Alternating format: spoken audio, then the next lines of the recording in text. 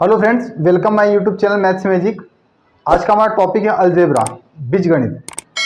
बीजगणित को लेकर जिन बच्चों के मन में डाउट्स बने रहते हैं वो डाउट्स आज क्लियर हो जाएंगे काफ़ी हद तक।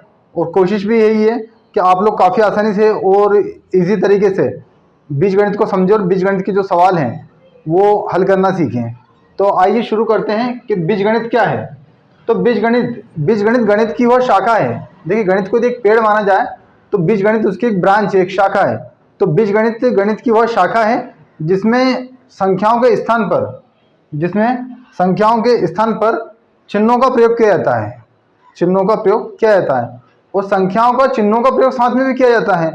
तो यहाँ पर देखिए, बीजगणित को समझने के लिए सबसे पहले हमें चर राशि और अचर राशि क्या है इसके बारे में जानना जरूरी है। तो चर राशि क्या है? चर राशि वह राशि है जिसका मान बदलता रहता है। चर राशि वह राशि है जिसका मान बदलता रहता है। अभी जैसा कि आपको पता है कि बीजगणित में चिन्हों का उपयोग किया जाता है संख्याओं के स्थान पर। अब उदाहरण के लिए मान लीजिए यहाँ पर x है।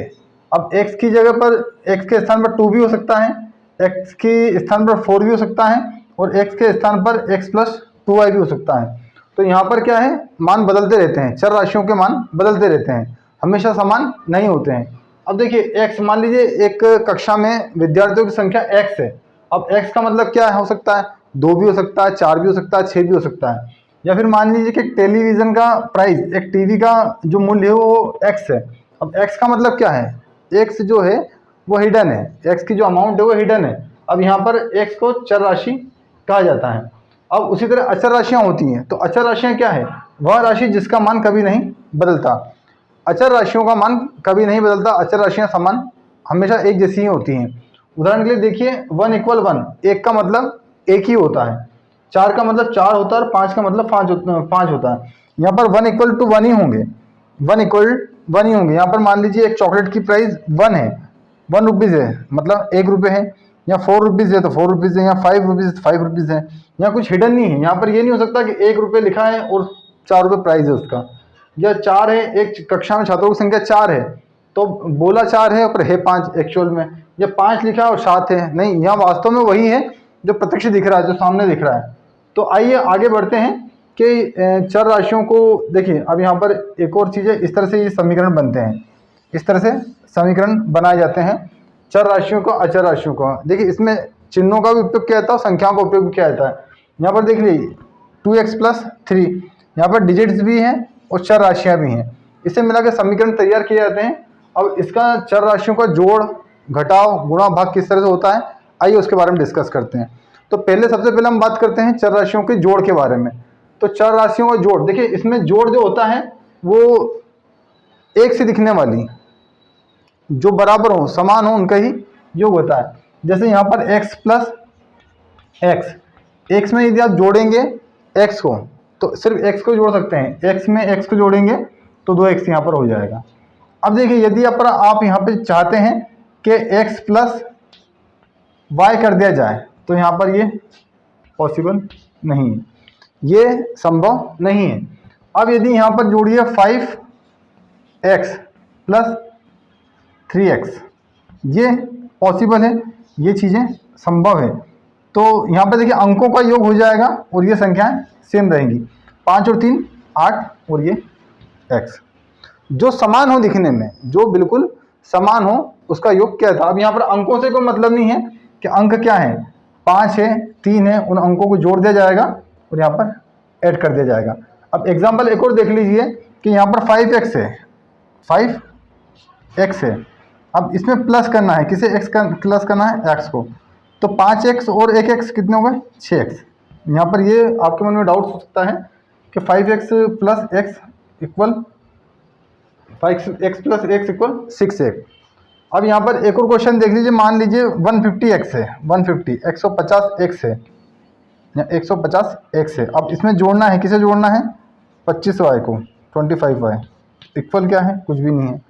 देखिए यहाँ पर इन दो जो चर राशियाँ हैं उनका सेम होना जरूरी है।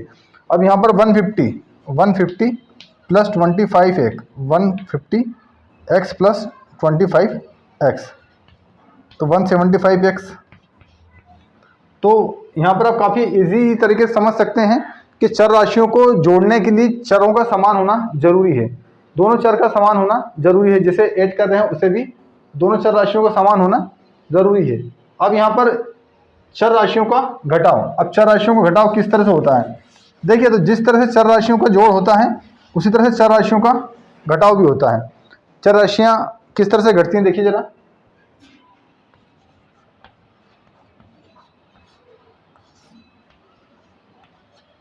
चर राशियों का घटाव भी समान चरों के बीच में ही घटेंगी, ठीक है। एग्जाम्पल देखिए 2x minus x equal 2x में से एक x चले गए तो x बचा। अब यहाँ पर कुछ नहीं है, x के सामने मतलब एक है, ये एक x है। अब देखिए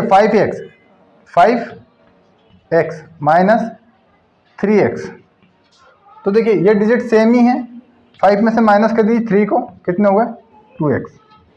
अब यदि यहाँ पर आप असमान चर को घटाना चाहें तो वो संभव नहीं है। उदाहरण के लिए देखिए कि यदि 5x से माइनस 2y करना है इसमें से, तो आप यदि समझ रहे हैं कि 5 माइनस 3 कर दें और y माइनस 3, ये पॉसिबल नहीं है, ये संभव नहीं है। यहाँ पर सिर्फ वही राशियाँ जुड़ेंगी जो समान है, जिनके चर समान हैं। अब यहाँ पर यदि आप इस तरह की और भी कुछ कोशिश करके देखते हैं कि यदि अपने जो प्रैक्टिस है, प्रैक्टिस और भी करके देख लीजिए कि 180 plus 180x plus x plus 25x, तो यहाँ पर क्या होगा, यहाँ पर क्या होगा। इस तरह के जो क्वेश्चन है, इस तरह के कुछ क्वेश्चन बनाएंगे, आप सॉल्व करने की कोशिश करिए। देखिए मैथ्स तभी इजी होता चला जाएगा जिस तरह आप प्रैक्टिस करते जाएंगे, अपने डाउट्स क्लियर करते जाएंगे, और डाउट्स तभी क्लियर होंगे जब प्रैक्टिस करेंगे। यदि हमारे मन में किसी भी तरह का संदेह आ रहा है, किसी तरह कन्फ्यूजन आ रहा है, तो उसे क्लियर करने के लिए प्रैक्टिस करना बहुत ज़रूरी है। और जुड़े रहिए हमारे साथ, इसके और भी आगे सभी जो पार्ट्स हैं, काफ़ी बड़े बड़े क्वेश्चन आने वाले हैं, उसे सॉल्व करेंगे हम। देखिए मैथ्स तब इजी होगा जब हम उसे सीक्वेंस में पढ़ेंगे। मैथ्स इजी होता चले जाएगा जब हम उसकी प्रैक्टिस करेंगे। मैथ्स तभी इजी होगा जब उनका रिवीजन करेंगे। अब मैथ्स को यदि आप समझ रहे हैं कि एक स्टेप ना समझने के बाद डायरेक्टली जंप कर दिया जाए, तो पॉसिबल नहीं है वो।